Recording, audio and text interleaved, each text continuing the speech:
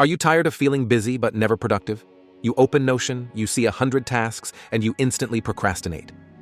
Today, I'll show you how to set up the ultimate time blocking system in Notion in just 5 minutes.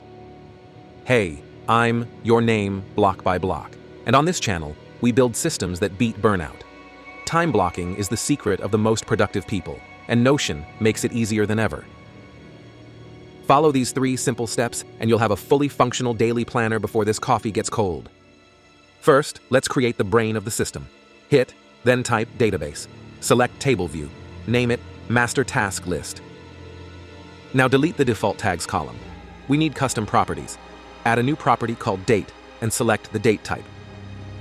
Next, let's add the 2 crucial properties for time blocking. Property A. Add a select property and call it Priority. Give it 3 options: high, medium, low. Property B. Add another select property, name it Status, and set to do, in progress, and complete. Pro tip: time blockers only focus on today. Go to Filter and filter by status is not complete. This is where the magic happens. Click plus, add a view and select the calendar view. Name it Time Block Calendar. You've just turned your chaotic list into a visual time block planner. Drag your tasks directly onto the calendar to assign a time. This is the essence of time blocking. Here is a quick tip to boost your focus.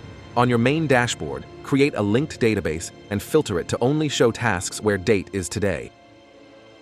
This creates an unshakable short to-do list for your morning. Everything else can wait. You now have a time blocking system ready to go. If this video helped you conquer procrastination, please smash that like button and subscribe. And here's the teaser for next time. This system is powerful, but what about team projects? In our next video, we will show you how to use ClickUp to scale this time blocking system for teams. Don't miss it.